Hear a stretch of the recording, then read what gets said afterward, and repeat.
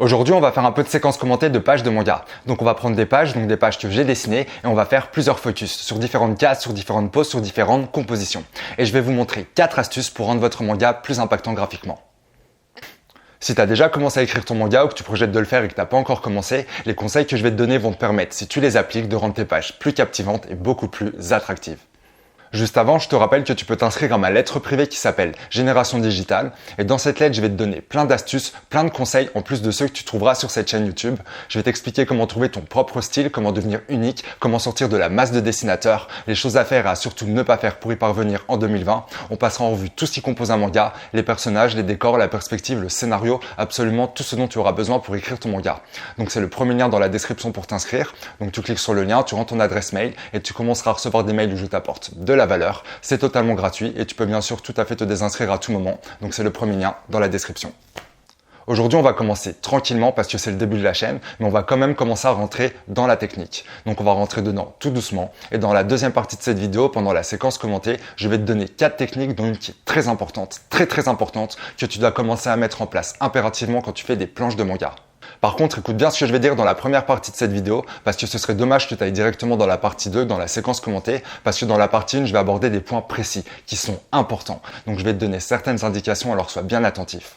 Alors donc, quand on est dessinateur, et particulièrement quand on fait des planches de manga numérique, il y a un truc qu'il faut bien comprendre en fait. Ton objectif principal, c'est d'écrire un manga qui va captiver le lecteur de la première à la dernière case. Ton objectif principal, c'est que le lecteur il lise ton manga de la première à la dernière case de chaque chapitre. Tu dois tout faire pour qu'il se détache pas de la lecture de ton chapitre. Il peut s'en détacher parce qu'il s'ennuie, parce qu'il se passe rien, parce que c'est trop lent, il peut y avoir plein de raisons. Il y a tellement de chapitres de manga différents sur internet qu'il faut vraiment que tu envoies du lourd à chaque page, si ce n'est à chaque case pour qu'il se détache pas de la lecture de ton chapitre. Après, tout ce qui se passe derrière, les feedbacks, ce que tu as voulu transmettre comme émotion, les messages, les philosophies, tout ça, si ça a été compris, si ça n'a pas été compris, tout ça c'est secondaire. Dans un premier temps, ton but, c'est que le lecteur ne quitte pas la lecture. Donc il faut tout faire pour rendre ton manga le plus attractif possible. Et comme on le sait tous, il y a plein de critères, il y a plusieurs points qui sont pris en compte par les lecteurs. Et même si pour moi le point le plus important c'est la narration personnelle, c'est ce que j'avais abordé dans la vidéo précédente si tu veux aller voir, le critère principal de ceux qui vont lire tes chapitres, et c'est malheureux de dire ça, mais c'est la réalité, et j'aimerais que ce soit différemment, ce serait plus facile pour tout le monde, mais factuellement le critère principal d'un lecteur de manga, c'est le dessin. Donc il faut tout faire pour rendre ton manga attractif visuellement. Et pour y arriver, il y a un point qui est malheureusement négligé par trop de dessinateurs. Alors que ça change tout, ça change absolument tout, ça change toute la dimension de la lecture d'une page de manga en fait. Ce point important que j'aimerais qu'on aborde à la première partie de cette vidéo, c'est à l'intérieur de chaque case, c'est de varier les angles de vue.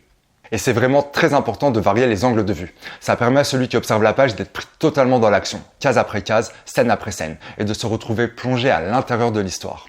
C'est un peu, si tu veux, comme être le caméraman de son histoire en fait, et de faire tourner la caméra autour du personnage, donc de la faire tourner, donc de la faire bien tourner, à la recherche des angles de vue les plus intéressants pour dessiner tes pages, qui vont venir mettre en avant la position du ou des personnages qui sont en train de faire une action précise ou plusieurs actions précises afin d'améliorer la fluidité de la lecture.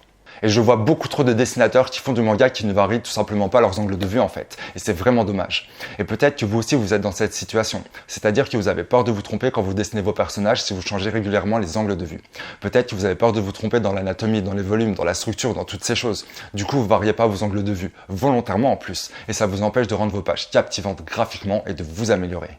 Moi-même, c'est ce que j'ai fait quand j'ai commencé à dessiner des pages de manga. Je prenais aucun risque quand je choisissais les compositions de mes cases, parce que dans un sens, c'était plus confortable et c'était moins challengeant. Donc je connais très bien cette situation.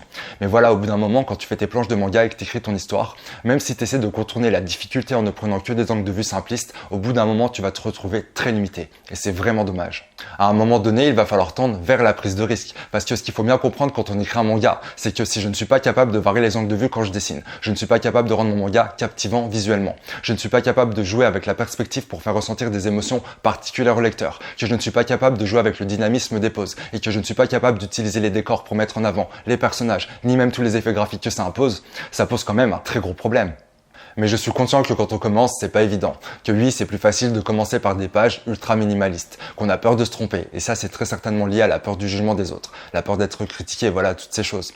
Moi, ce que je vous conseille dans les cas-là, c'est de focaliser votre attention sur les bénéfices et non pas sur la perte. De ne pas voir court terme, mais de voir ce que vous allez gagner sur le long terme. Si dès le départ, pas systématiquement, mais si dès le départ, admettons, quand vous écrivez un chapitre, quand vous faites votre storyboard, vous vous calez dans le chapitre des petites séquences où vous allez déjà vous entraîner à varier les angles de vue. Si vous commencez dès le début à faire ce petit exercice, au bout d'un moment, ça va devenir naturel pour vous de varier vos angles de vue. Et vous allez gagner en crédibilité, en réalisme quand vous dessinerez vos chapitres. Et maintenant, on va passer à la partie 2, à la séquence commentée. Alors, on va partir sur 2 pages. Donc, c'est 2 pages qui viennent d'un chapitre que j'ai réalisé il y a 3 ans, je crois. Ouais, c'est ça, c'était il y a 3 ans. Et en fait, j'ai relu ce chapitre il y a quelques jours. Et même si aujourd'hui, je referai pratiquement tout différemment, il y a quand même des parties que je trouvais intéressantes. Alors, vu que c'est le lancement de la chaîne, on va se servir de ces pages pour les premières vidéos. De toute façon, il y aura bientôt plein de nouvelles pages sur la chaîne. Et là, on va partir sur celle-là. Alors, tac, tac. Voilà, comme ça, on verra bien. L'histoire, rapidement, ça se passait pendant un flashback. Et en fait, c'est un groupe de 4 personnes. Donc, pour l'instant, ils sont que 3. Et ils sont en train d'aller chercher la 4e personne. Donc, c'est pour ça qu'ils sont en train de marcher. Donc, les 3 premiers marchent vers la 4e personne. Donc, le premier point que j'aimerais qu'on aborde ici, ça concerne l'ancrage. Dans une case, donc, il y a différents plans. Il y a les éléments au premier plan, les éléments au deuxième plan, les éléments au troisième plan, les éléments en arrière-plan. Donc, il y a différents plans, donc il y a une succession de plans. Et ce qui est intéressant de faire avec l'ancrage, en fait, c'est de renforcer les éléments au premier plan en faisant des déliés et des pleins à des endroits stratégiques. Et si tu peux le faire par rapport à la lumière et renforcer les parties les plus dans l'ombre, c'est encore mieux. Utiliser les déliés et les pleins à des endroits stratégiques, ça renforce l'impact de la pose. Après, dans certaines situations, ça peut se faire avec un objet. Voilà, tu peux faire ça avec un objet, tu peux faire ça avec plusieurs choses. Mais l'idée générale, c'est d'orienter l'œil du lecteur sur la partie que tu as envie qu'il regarde et de t'adapter en fonction des situations pour renforcer les parties qui t'intéressent.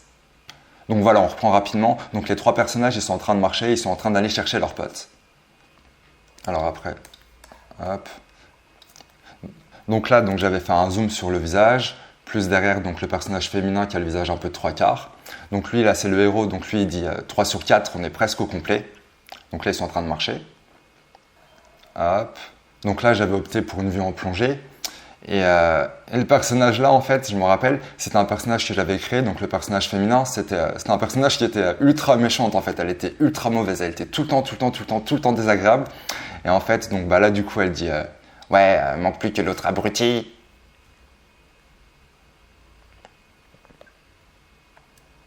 Hop, on continue.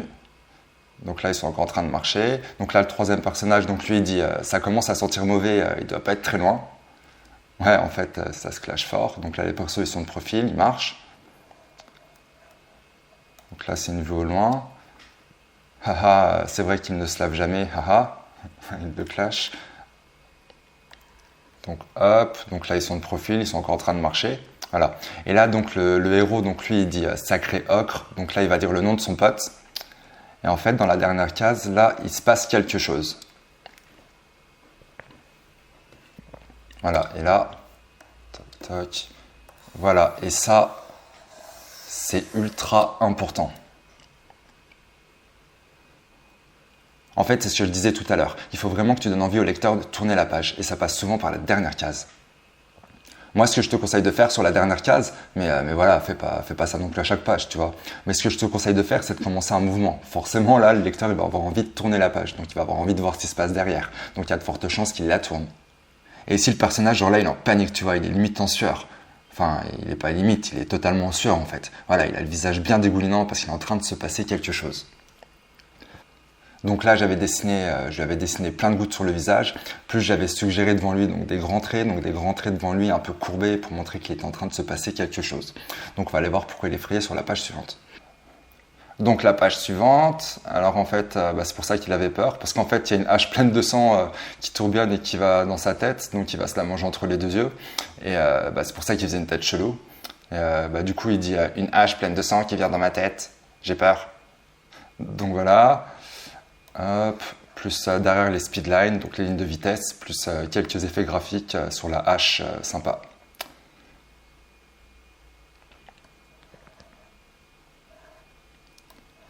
Voilà. Hop. Et là, nouveau point très important. Alors, hop, bon, on va mettre ça en vert, tiens. Hop.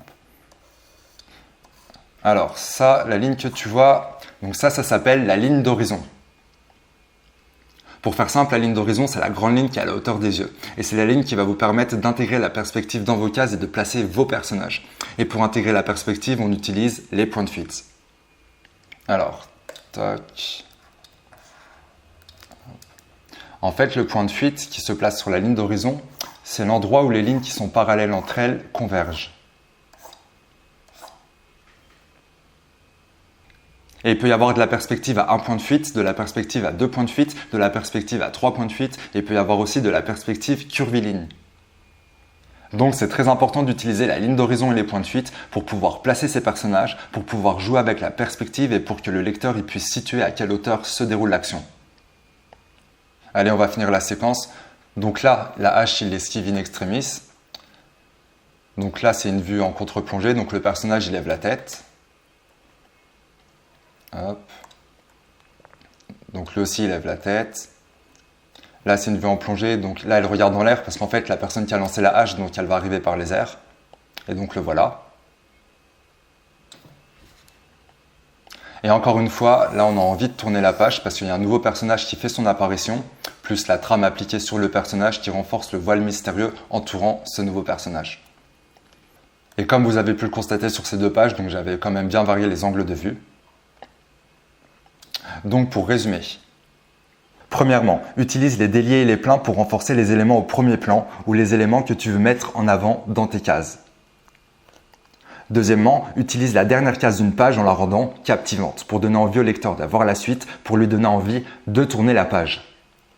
Troisièmement, pour placer tes personnages et intégrer la perspective, utilise la ligne d'horizon et les points de fuite. Quatrièmement, n'hésite pas à varier les angles de vue pour rendre la lecture de ton manga la plus attractive possible.